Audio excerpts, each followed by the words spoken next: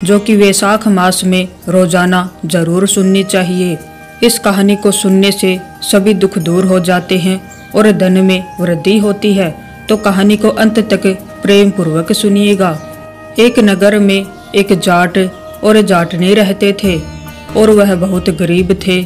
एक बार जाटनी जाट से कहने लगी कि मैं तुम्हें 4 रोटी बनाकर दूंगी, तुम नदी किनारे जाना, वहाँ राम लक्ष्मण आते हैं, वहाँ जाकर तुम ये पंक्तियाँ कहना।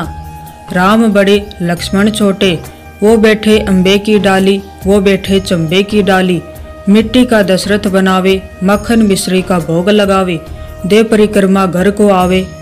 जाट रास्ते भर इन पंक्तियों को रटता गया, पर नदी किनारे जाकर भूल गया और वहां जाकर बोलता है, लक्ष्मण बड़े राम छोटे, वो बैठे अम्बे की डाली, वो बैठे चंबे की डाली, मिट्टी का दशरथ बनावे, माखन मिश्री का भोग लगावे, दे परिक्रमा घर को आवे।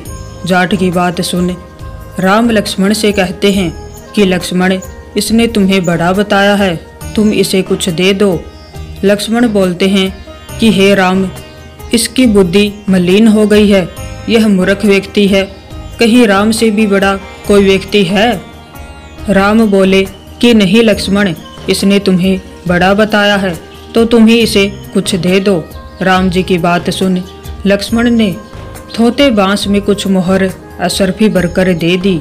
रास्ते में मोहर अशरफी को चोर लूट कर ले गए। घर गया तो जाटनी ने पूछा, कुछ मिला? जाट बोला कि मिला तो था, पर चोर लूट कर ले गए। जाटनी ने कहा, कोई बात नहीं, कल फिर जाना। अगले दिन फिर से जाटनी ने 4 रोटी बनाकर जाट को दे दी और फिर सिखाया, राम बड़े लक्ष्मण छोटे, वो बैठे अम्बे की डाली, वो बैठे चंबे की डाली, मिट्टी का दशरथ बनावे, माखन मिश्री का भोग लगावे, दे परिक्रमा घर को आवे। जाट फिर से रास्ते भर ये पंक्तियाँ याद करते हुए गया, लेकिन जैसे ही राम लक्ष्मण के सामने पहुंचा तो फिर से भूल गया और बोला, लक्ष्मण बड़े राम छोटे, वो बैठे अम्बे की डाली, वो बैठे चंबे की डाली, मिट्टी का दशरथ बनावे, माखन मिश्री का भोग लगावे, दे परिक्रमा घर को आवे।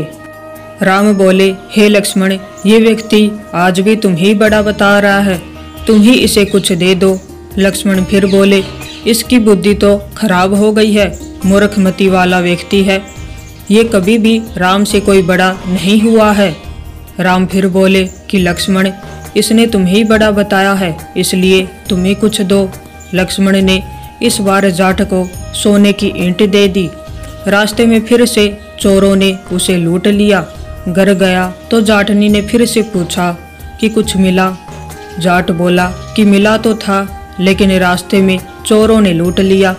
अब जाटनी बोली कि क्या कहा था तुमने? जाट बोला, लक्ष्मण बड़े राम छोटे, वो बैठे अम्बे की डाली, वो बैठे चंबे की डाली, मिट्टी का दशरथ बनावे, माखन मिश्री का भोग लगावे, दे परिक्रमा घर को आवे।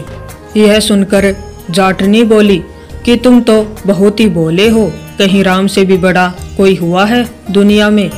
अब कल फिर जाना और अब ठीक ठीक बोलना। अगले दिन जाट फिर गया और उसने आज ठीक से भक्तियाँ भी बोली।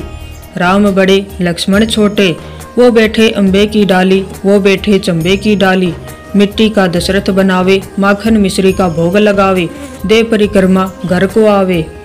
लक्ष्मण बोले, हे राम, आज इसको अकल आ गई है, आज इसे आप कुछ ही दे दो। राम मुस्कुराते हुए आए और बोले कि भाई, मेरे पास क्या है, यह जोहड़ की मिट्टी है, ये ले जा। यह कहकर अपने हाथ से थोड़ी सी मिट्टी जाट को दे दी। जाट बड़बड़ करके जाने लगा कि जाटनी ने उल्टी सीख दी। रोजाना सोना चांदी मिलता था, आज मिट्टी की डली मिली है। मिट्टी लेकर वह घर की ओर चल दिया। बीच रास्ते में फिर से चोर मिले और उन्होंने मिट्टी देखी तो मिट्टी को देखकर वे कुछ भी नहीं बोले। अब जाट घर पहुंचा तो जाटनी ने पूछा कि कुछ मिला? जाट बोला कि हाँ, तेरी उल्टी सीख के कारण आज मिट्टी की डली मिली है। जाटनी बोली कि कोई बात नहीं, आज कुछ लेकर तो आए हो, बाकी दिन तो खाली हाथ ही आते थे, मिट्टी की डली कुछ काम तो आएगी। इसमें से मैं चूल्हा लीप सकती हूँ, घर का आंगन लीप सकती हूँ। मिट्टी की डली को वे तुलसी के पौधे के नीचे रख कर सो गए। सवेरे जब उठे तो देखा कि वहाँ हीरे मोती जगमगा रहे हैं। अब जाट समझा कि ये भगवान राम ही हैं जिन्होंने मिट्टी को हाथ लगाया तो वह सोना बन गई। तो ये थी वैशाख मास में नित्य सुनी जाने वाली जाट